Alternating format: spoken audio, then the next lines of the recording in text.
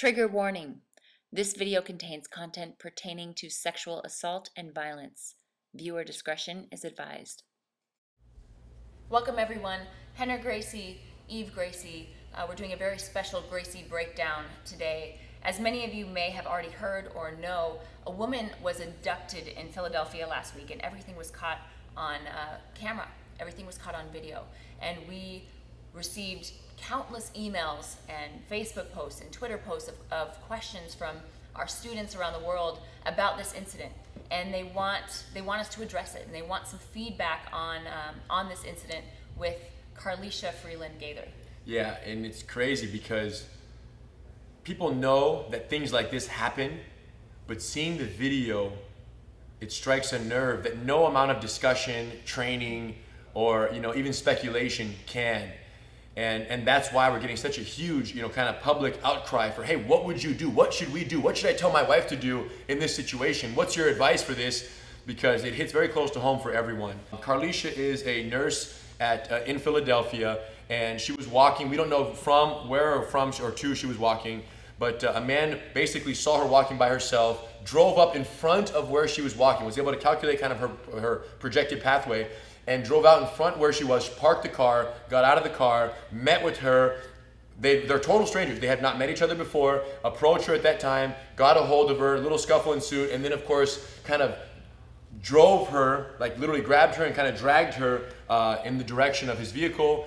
And then she was fighting very, very resistant. She threw herself to the ground. She broke the window of the car and ultimately was abducted at that time and was taken away. Now we're so happy to announce, and for those of you who don't know, that she was found. They found her. This was Sunday, 9:40 p.m. on Sunday, November 2nd. She was abducted. On Wednesday, November 3rd, 4th, 5th, she was found. 3 days later. Jessup, Maryland, which is in about 2 Maryland. hours away. Yeah, a couple hundred miles away. She was found, and she was found because she broke the window, threw her cell phone out the window. She let the man use her debit card. She gave the PIN, and he went in and started using it at convenience stores and gas stations. So that plus they got more security footage. More security footage, and then Philadelphia, the police department released the security footage, so more people had eyes on him, and that, plus her incredible, strength, courage, and survival capabilities, plus the public support and help, and amazing work by the FBI and the law enforcement and the Philadelphia Police Department. They found the guy. They arrested him. He's behind bars, and he has previous convictions and whatnot. So we couldn't be happier that she's safe and home with her family. And this is a crazy situation. So when we see something like this happen, we ask ourselves, what can we learn from this going forward? Right, because it's such a traumatic event, and for even people watching, it's kind of an eye opener for a lot of people, because as much as we know that these incidents take place, it's one thing to hear about them, it's another to see it right in front of your eyes. So the one question that everyone is asking us is, what did we learn from this incident, from this video? And what could we suggest to others who may have watched this video and are asking themselves a question of what they would do in a similar circumstance? Now, that being said, we are going to have this discussion. But before we do, I want to make it absolutely clear that by no means are we suggesting that Carlesha didn't do everything in her power to resist this attack, to resist this assault. And she did everything she could with what she had. And we have to honor her for that, and we are very proud of her for that. Yeah, she survived, and that's the most important part. In fact, we're so proud and we're so happy that she was able to overcome this situation, that we would love to meet Carlesha. And equally important, we would love to fly her out to California to spend some time here and to interact with us and to allow us the chance to share some of what we've learned over the years in our experience with self-defense. We would love to train and share and collaborate with Carlesha. We don't have contact with her, so if there's anyone out there who does or who knows how to get a hold of her, if you could let her know to reach out to us, email us at info@gracieacademy.com, and love to take steps towards, flying her out here, putting her in a hotel, and just ultimately having a chance to collaborate and share, because as proud as we are of her ability to overcome this situation, we definitely want to share more techniques, more concepts, more principles, some of which we talked about in this video, so that in future incidences, they could be applied or avoided altogether based on some of the things that we can share. Right. So, and not to mention that we've worked with many survivors in the past, and it has proven to be a very helpful part of the healing process for them and for them to overcome this traumatic incident of their past. So what we would like to do right now is roll the video footage of the actual abduction. For those who haven't seen it, yeah, naturally it's a very intense video, and viewer discretion is certainly advised.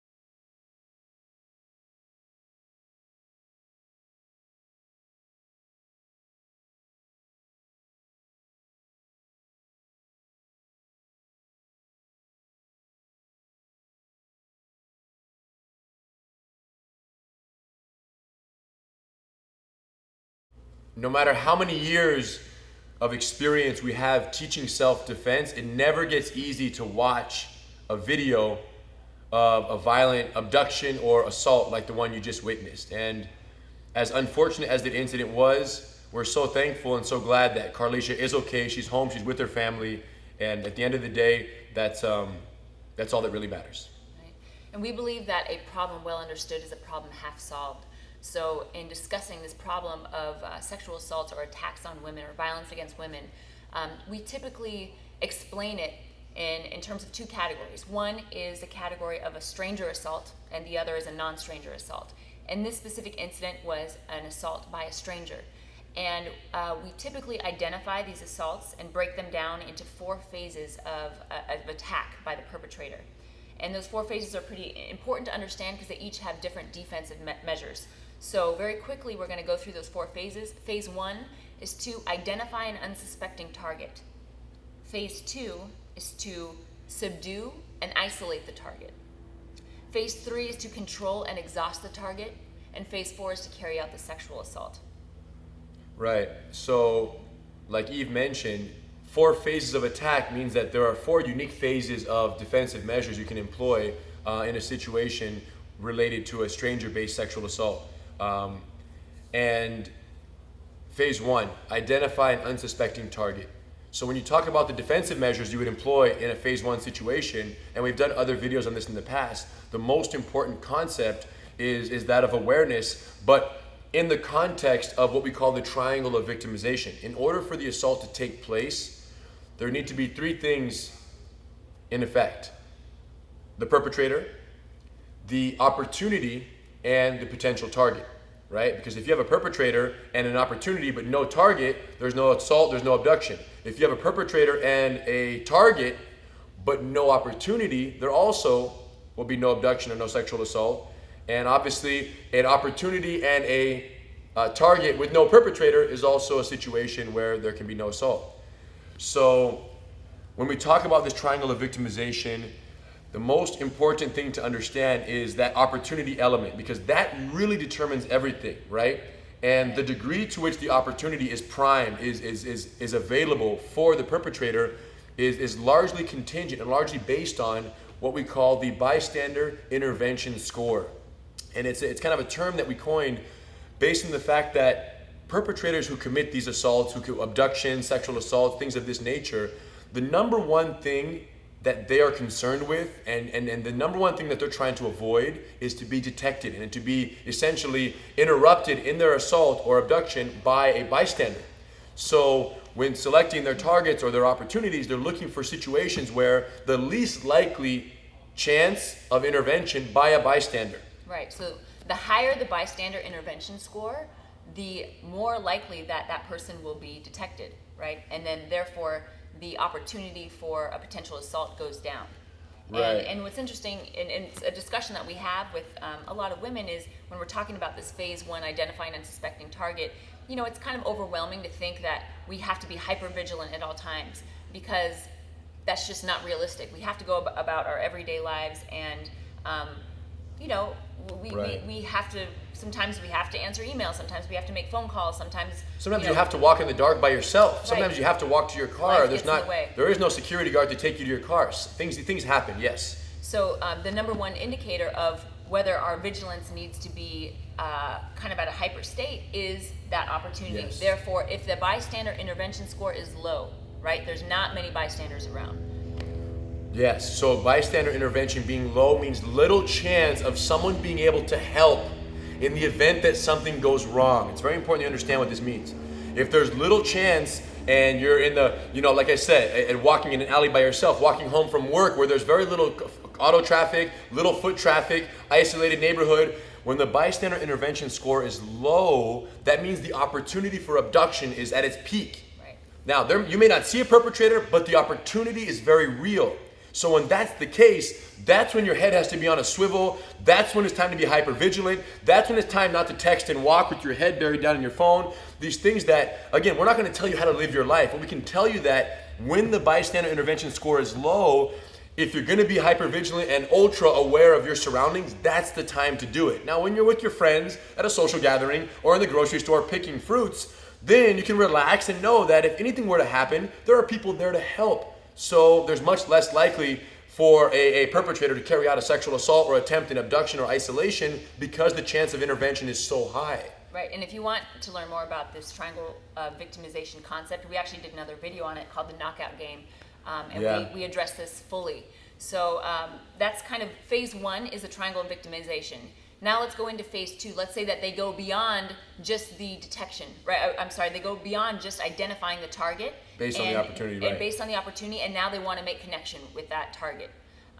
So they subdue, and the goal of phase 2 is to isolate the target, is to get a hold of her and to take her somewhere where the bystander intervention score is non-existent, right? Right. Where there are no bystanders, where they can then carry out the rest of whatever it is that they have planned. So everything, their entire plan is based on getting the target from point A to point B. And point B is isolation. Right, and isolation has to be avoided at all costs. At all costs. That's it, my friend. So, I mean, what's crazy is that when this video went viral last week, November 2nd, the incident took place. November 3rd was a Monday. November 3rd through the 8th, I was in Texas teaching Arlington, Texas Police Department some techniques. So I was with like 50 cops all week, and the incident had just, and everyone had seen it, and we were discussing it. And, you know, I asked them what they thought, and they said, Rener, you know, based on what we see on the other side of this, right? So when someone isn't saved, or when someone isn't rescued, or when someone is not able to survive the incident like this, whenever we have a chance to talk to someone, Rener, we always make it very clear that on the other side of isolation is death. You have to put it in your mind, if you get abducted or someone wants to control you and take you somewhere, although you might survive, like in Carlesha's case, thank God she was okay, in so many cases that they see, isolation and abduction leads to rape or sexual assault and then eventually death. So you have to assume the worst, right? You have to assume. Now, it may not be the case, but you should always assume. Prepare for the worst, hope for the best. So preparing for the worst means isolation equals death. And that was, when they said that to me like that from their experience, it was a very interesting kind of, you know, wake-up call and realization that that's what it is, my friends. We cannot go. So avoiding being taken from point A to point B at all costs, B being isolation. Now the question is, how do you do that? That's easier said than done, to just say, just don't go with them. So what we are proposing, and really the core of this discussion right now, is how can we raise the bystander intervention score so high that for the perpetrator, this bystander intervention score and the possibility of them being detected and the fear of them being detected is higher than their desire to carry out the sexual assault. That's so major, you guys. So Eve mentioned that when the isolation takes place, the bystander intervention score is non-existent.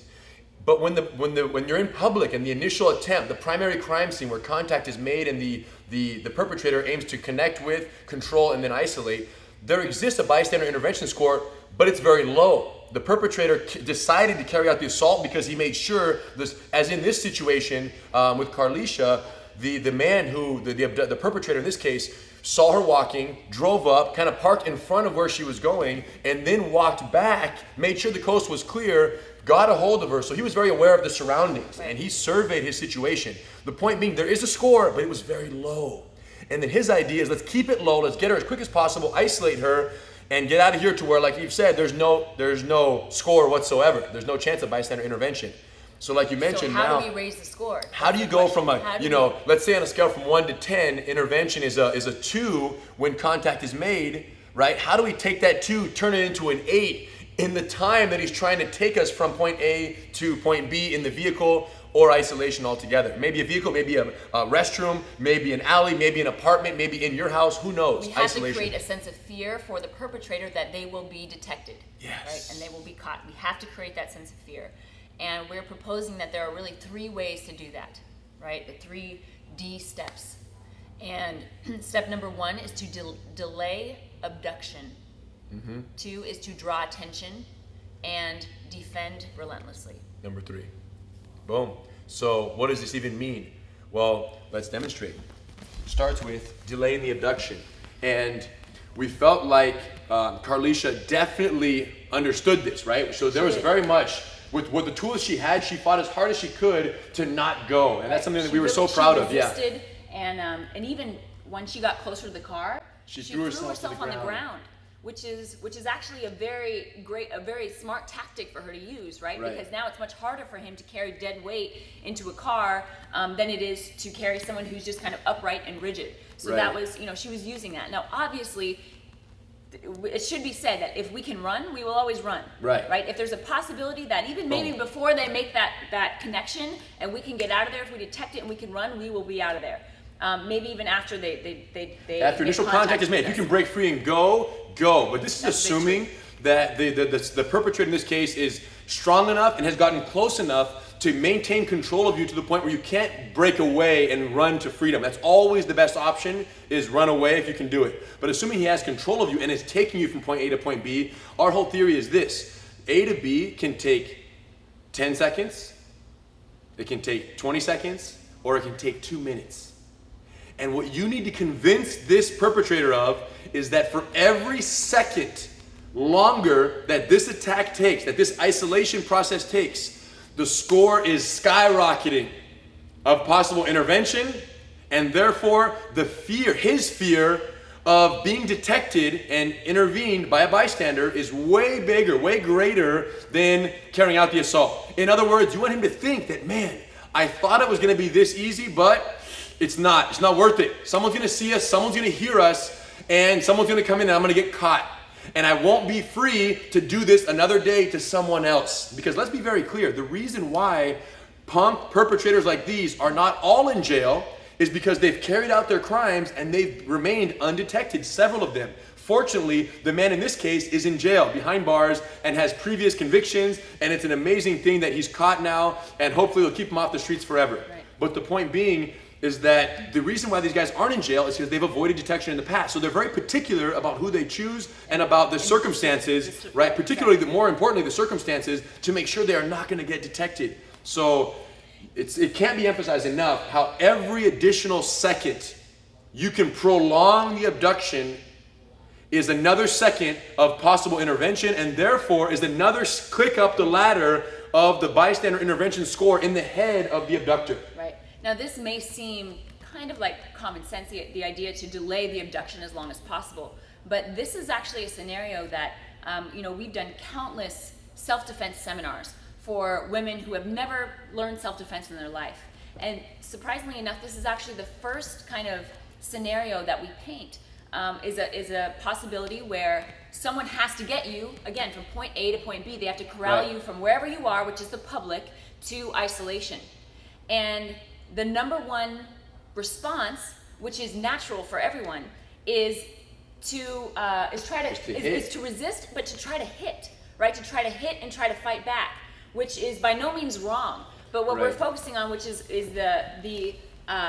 the most important, is the delaying of the abduction. Let's show what they usually do. So we often have, 150 women in here, all first-time self-defense. We say, what would you do? We call a volunteer if someone were to grab you and want to move you. And almost unanimously, the idea is push back and hit the guy. So as we go, and she's striking here, and eventually what happens is he takes her, and we're able to isolate them like this. And I guess what ultimately boils down to is this idea that, you can only really have one major entire priority at a given time, and it's hard to split in a moment of crisis like this. It's hard to split your total focus in multiple directions. And hitting him is the objective, then the objective is not to not be moved. Right. So instead, here's what we recommend. And now we have a problem because Eve's not going. Eve is not going. So it's showing slow motion kind of what's happening here and the idea. So no matter what angle that I contact Eve from, like in Carlesha's case, for example, the man came up and kind of grabbed her from the side like this. He could have been pushing from the back, or any situation of abduction. There's so many that we've read about and seen are different, but in the end of the day, there's a common theme, which is I have a predetermined direction. And Eve can feel that. Whether her eyes are closed or open, she can feel where I'm taking her. Now, most people in this case, when pushed, like this from the back, let's just say, they tend to open their base parallel to the subject here and try to resist this way. Like just try to make like heavy feet. But no matter what, she's still gonna go. Got it. Okay, let's go one more time. So this idea of making base parallel to the subject here is a very common theme, and we're gonna talk about the difficulties and why it's not as effective. Right. So if he's pushing me this way and I'm just leaning against him, right? Number one, I can't fully trust my weight because I know that the second that he moves, I could fall. So instead, what we're going to do is become perpendicular to the energy. So even if he's pulling me from here, I turn my body, right? So now, not only does he have less surface area to hold on to because I've turned and now my shoulder, it's just my shoulder against him here, but now I have my legs to move, right? To adjust, and I have a strong base with my legs. So you'll see that I'm leaning into him, and I want to create a 45-degree angle from my head to my feet, right here, all the way up and down. So as he goes to push, I move my feet out to get that angle. Let's show that in slow motion. That's great. So if he's pushing me from here, right, I'm going this way, but I want my feet to come out this way so that I can get that 45-degree angle. So it doesn't matter where we start, right? So once again, even if he's pushing me from behind, I could turn this way, right into it here, but I need that foot out for base. Right. Controlling here. Yeah, so this is what it's all about, my friends. It's all about creating that 45-degree angle, leaning towards the subject, and getting as low as necessary. If someone says, hey, come with me, I want to talk to you over here, she leans a little bit. But if the guy gets low and is driving harder and is intent on taking you no matter what, then she leans even more. Look, there's no way. So notice how my body is matched by Eve's body. Do you guys see it? So if I push this hard, she leans this hard.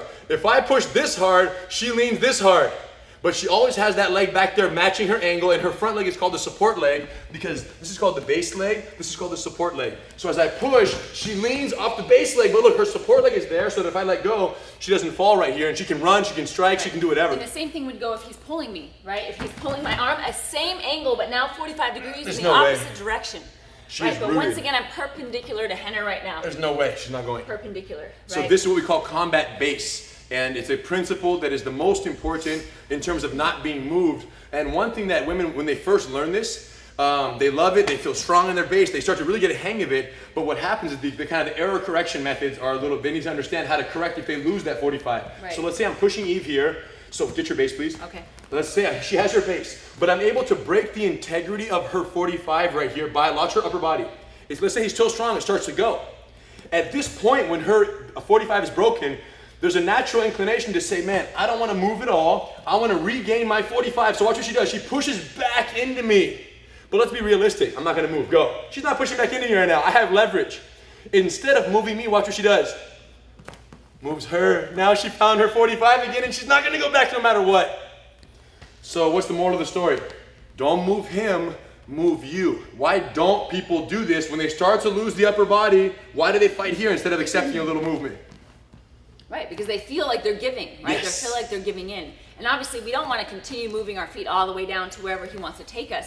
But if we give a little, we gain a lot, right? We move our feet a little bit so that we have that strong base and that we can resist his energy. And again, what are we doing right now? We're delaying it as long as possible. So from what might have taken from him to take me from here to here be 3 seconds, now we're making it 10 seconds or 15 seconds, right? And we're not saying that it's possible to always just like, we're just gonna stand there forever.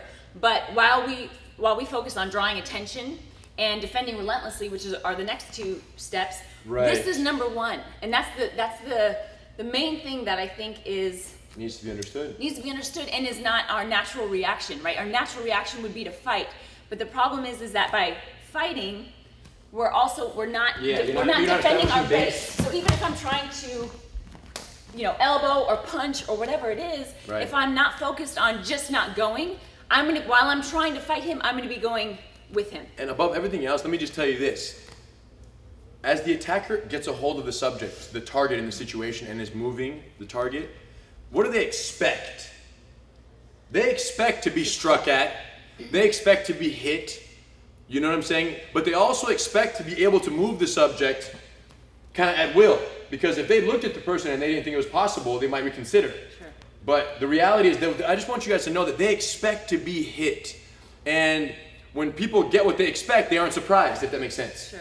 Now, and this is not to say that you may hit him in real, if you can strike him, good enough and with enough power and with him, and to kind of throw him off and to realize this is much more of a headache than I expected. Right.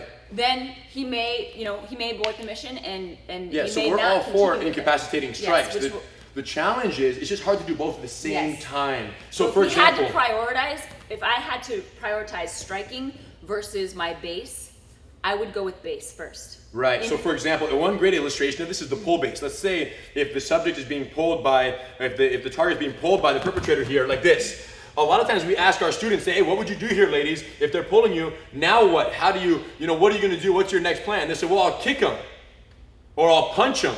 Now keep your base really strong. Mm-hmm. Now come touch my head. Come touch my head. She's going. And now we're in the car over here. Go. So the point being, it's just hard to keep both at the same time. And any advice we could give to, any women out there who want to be prepared to try to maximize that bystander intervention score and to delay the progress of the assault would be think base, think don't go, think 100%. And if you can't master base, or if in the situation you still feel like the base is not enough, then like what Carlesha did, she threw herself on the ground. Now obviously there are risks with that if we don't know necessarily what to do from the ground, because now they're over us and they could throw strikes. But let me tell you this, it's much harder to move dead weight, 20, 30 feet, than it is to move somebody just who's walking, who's kind of like upright and rigid. Right. So if worst case scenario, you have to throw yourself on the ground so that you cannot be moved from that point A, then that's an option as well. And Carlesha was very smart to think of that. So, and what's interesting is that in this incident, you see a car pull up. Right. In the video, you see a car pull up right as she's like right outside of the car. She's right outside of the car. You see a car pull up and it looks like they see what's going on. And then they back up and come out. But it's just interesting because, maybe, who knows, if that car had come 15 seconds earlier, maybe the guy would have gotten spooked. Or maybe, had he still had 20, 30 feet to take the woman and that car showed up, he may have said, oh shoot, I've been detected and I've got too far to go to make this happen and too high of a chance to get caught. Or a job, yeah, exactly. We don't know. We'll never know, and it's not necessarily. And maybe the car would have seen it and done nothing. Maybe. Sometimes they see something happening and they don't intervene at all. But it's not even the point of intervention. It's the point of, does he think they might intervene? Yeah. That's really what it is. If he thinks they're going to intervene and that he will be detected and caught, that's all that matters, is that he thinks that's possible. So let's move on to the next, which is not only to delay the abduction, but also to draw attention. Right. Draw attention to the incident. And this is, I think, really important because what's interesting about this is that society kind of teaches us the opposite of this, unfortunately. I think society sometimes tells women to not cause a scene, to not draw attention to themselves, to don't make him angry, to don't make things worse, to not make things worse. And I know personally that had I not been kind of training this information and educating myself for so many years about this, my reaction in a situation like that would not be to scream at the top of my lungs and to cause attention to myself. It would not be to bring attention to myself. That doesn't feel natural to me. And that's unfortunate because that's necessary in this raising of the bystander intervention score. So that's something to really consider. Imagine, and what's actually interesting is that I read another article on the same incident, and she was screaming for help, and a man heard her, and he followed the screams. And unfortunately, by the time he got there, it was too late, and she had already been taken away. But there was a bystander there, and he was, he was trying to make contact. So, and this is the guy who called the police, and they came in and they helped. And she was so clever enough that when she got thrown in the back seat of the car, she got a hammer. She broke the hammer the guy had in the car. She broke the back window, and she threw her cell phone out the window so that someone would know that it was her, and they would see her belongings there, and were able to identify that. So when the police showed up, they knew who it was immediately. And that plus that she let him use the debit card, those two things together put the pieces together and led the police to the situation, and were able to actually locate the man. Right. So just delaying the assault is part of it, but if you are delaying it, and while we're delaying that, we're bringing attention to the incident. All the more. It's climbing. The bystander intervention score is literally climbing by the second, fast, like wildfire growth right here. From you not going and him saying, "Shoot, I can't move." Yes. And now I'm thinking it's not worth it. It's not worth it. He's thinking it's not worth it. I'll go find someone else who, you see, so this is what we want to do. Now he may say it is worth it, I'm going to go no matter what. All we're saying is that his initial seizing of an opportunity is based on his assumption of the bystander intervention score remaining low.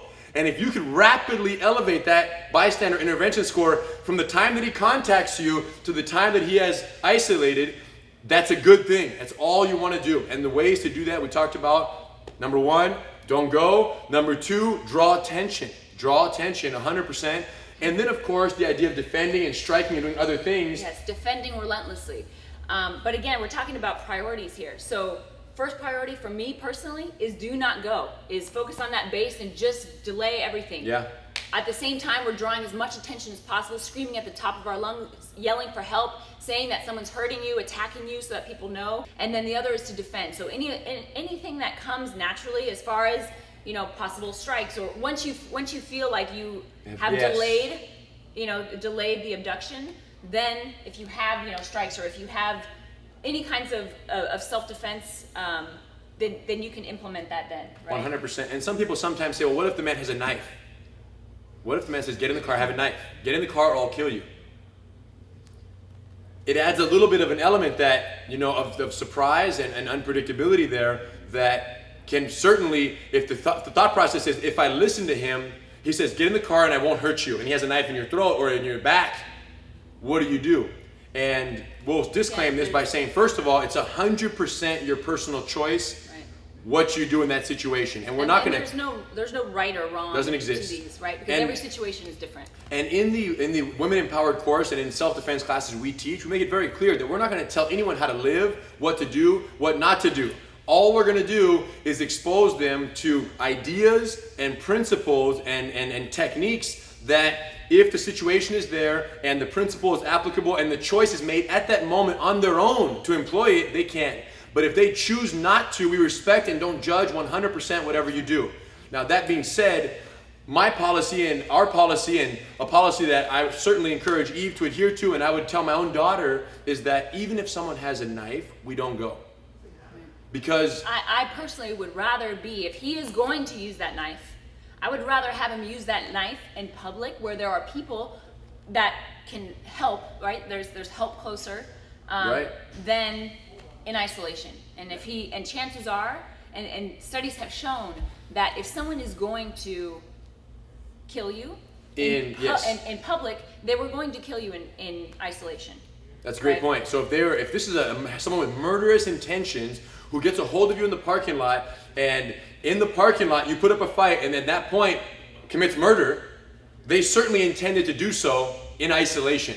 Right. Now, if someone was trying to use the knife purely as intimidation, which is so often the case with predators, sexual assault, rapists, they want to use the knife as an intimidation factor to be able to carry out the sexual assault, but did not necessarily perceive themselves or even have plans to kill someone, In that case, then put up the fight in the parking lot and don't go to begin with is what I would suggest. Right. For sure. Yep. So just one more time, it's delay the abduction, right? Draw attention and defend relentlessly. So whatever you can do to make him second guess his decision to try to isolate you or to take you or to make this abduction happen. And he realizes this is going to be much bigger of a headache. He may get caught, and the Bystander Intervention Score has gone way up now. Right? Now, of course, in terms of what happens if the fight goes to the ground, or what happens once the fight is in the vehicle and someone's taking you. We've done another video on automobile anti-abduction strategies where we talk about if you're in the vehicle, you want to get out at all costs, different actual techniques you can use in the vehicle using the different surroundings and seat belts and other things to apply different chokeholds and whatnot. There's a video on YouTube already. We recommend you guys check that out. It's an amazing video. But in terms of what happens when the fight does go to the ground, and what happens if you're wearing heels and you try to make base and you don't have the same stability and you fall down because you're a little less stable. Comes up a lot. It's very common and very realistic, right? Sure. So if you lose your balance, well, that's all the more reason why you have to understand that once you're on your back and the person is on top of you, you should also invest in learning techniques for those worst case scenarios as well. And that is also what we specialize in. Not only, abduction avoidance through base and through, drawing attention and increasing that bystander intervention score, but also when you're in isolation, let's say the isolation does take place and the person has you in their house or in a room or in a public restroom or in a vehicle, what can you do to defend yourself in that, worst case scenario? That's all included in the Women Empowered Self-Defense program. But the focus of this video was very much to learn from the incident that was caught on tape in Carlesha's situation, and to see, what we can extract from that as valuable lessons for anyone out there who is completely, uncertain or unsure of how they would address a similar situation if they were targeted. Right. And just to, say once more that although we're discussing, possibilities and kind of a mindset that we suggest and that, we feel very, very confident in, by no means are we suggesting that Carlesha, everything that she did everything she could with what she had, and we are, we commend her for that, and we really hope that we get an opportunity to work with her to help her kind of overcome this incident and not feel like she may have to live in fear after this incident happened to her. So if any of you do have some kind of connection or in Philadelphia or know somebody that may help us get a hold of her, we'd love to fly her out, host her, and give her some great training out here. Yeah, we'd love to meet her and share some of the stuff that we've been refining over the last 85 years.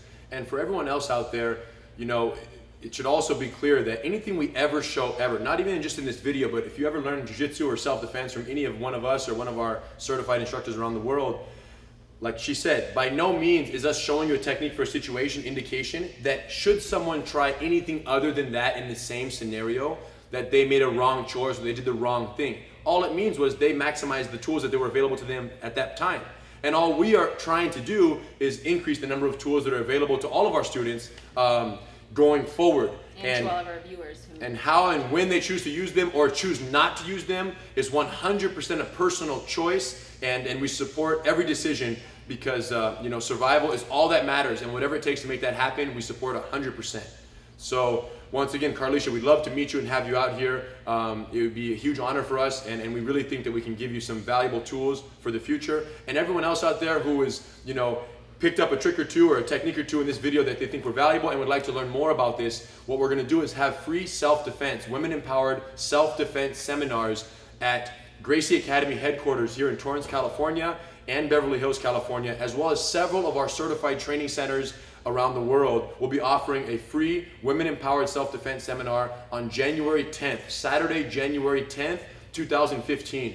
We really want to expose as many women as we can to this information, and if you guys can help us spread the word about that, we greatly appreciate it. The seminar is free. Obviously, you have to save a spot. The information on the locations at which these seminars will take place, as well as the reservation email addresses and phone numbers you can call to save your spot for you and your friends, you can find in the video description below. But other than that, you guys, once again, we hope you took a few, pieces of valuable information. And above everything else, remember, if you can increase the bystander intervention score, make the guy think twice about it, it's the best that you could possibly do. Because even though someone might say in terms of self-defense, oh, it takes too long to become proficient. It takes years to become a professional boxer to hit someone and knock someone out. You're correct in that assessment. absolutely true that it takes so many years, black belt this, black belt that, to be able to beat someone up who's twice your size. Which is why we didn't say the answer to this is beat the guy up. Right. The answer to not being taken away is not defeating the attacker. The answer is just neutralizing their plan of attack. Neutralizing their plan of attack, making them think twice, and possibly spooking them to the point where they do not want to carry out the assault, and us getting home safely. That's victory for us. If they don't win, we win. Absolutely. So although it takes several years to become a black belt, knock guy out in one punch, it doesn't take several years of training to become such a headache in terms of them carrying out the assault. So difficult to deal with, so hard to maneuver you, that the person thinks, man, it's not worth it. It's not worth it. And I'll leave us on one of my grandfather's, favorite pieces of advice. My grandfather's favorite pieces of advice and quotes. Grandmaster Eddie Gracie, who essentially developed the jiu-jitsu that we practice and perpetuate around the world. And that was, Rener, if I get in a fight against someone twice my size and nobody wins, I won. Much respect, you guys. We'll see you in the next one. Carlesha, we can't wait to meet you.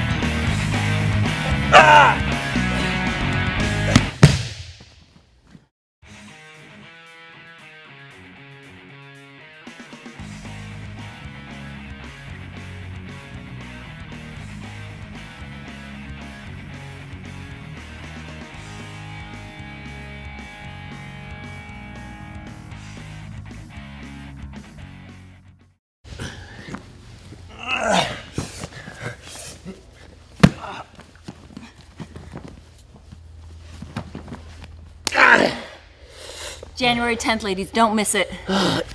Get off of me. Oh, goodness gracious.